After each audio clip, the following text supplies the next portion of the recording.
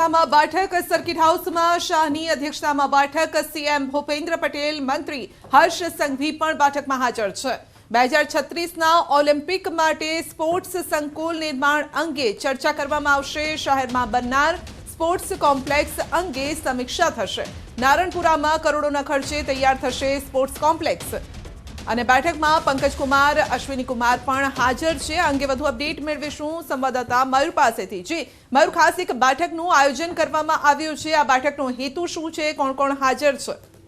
जी बिल्कुल संध्या केंद्रीय गृह અને સહકાર મંત્રી અમિત શાહની અધ્યક્ષતામાં બેઠક મળેલી છે, જેની અંદર મુખ્યમંત્રી ભૂપેન્દ્ર પટેલ અને ગૃહ રાજ્યમંત્રી અને રમતગમત મંત્રી હર્ષ સંઘવી પણ ઉપસ્થિત છે।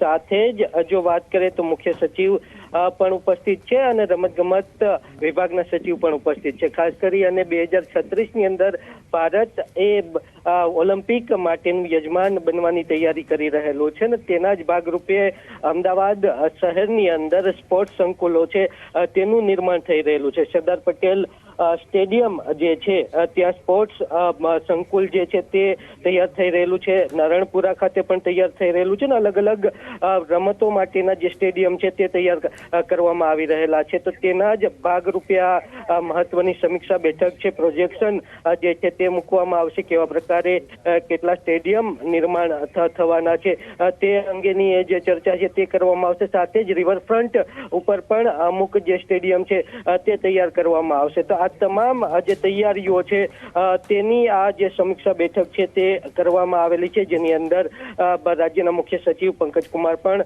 ઉપસ્થિત છે અને સાથે જ રમતગમત વિભાગના જે સચિવ છે પંકજ કુમાર અને અશ્વિની કુમાર તે પણ ઉપસ્થિત રહેલા છે। આ તમામ મુદ્દા ઉપર જે છે પ્રેઝન્ટેશન પણ કરવામાં આવશે। આ પ્રેઝન્ટેશનની અંદર કેવા પ્રકારે જે નવા સ્ટેડિયમ છે તે નિર્માણ કરવાના છે, કઈ કઈ રમતના સ્ટેડિયમ છે તે નિર્માણ કરવાના છે, તે તમામ મુદ્દા ઉપર આ જે બેઠક છે તે કરવામાં આવી રહેલી છે। જી મયુર, આપનો આભાર અમારી સાથે જોડાવા બદલ।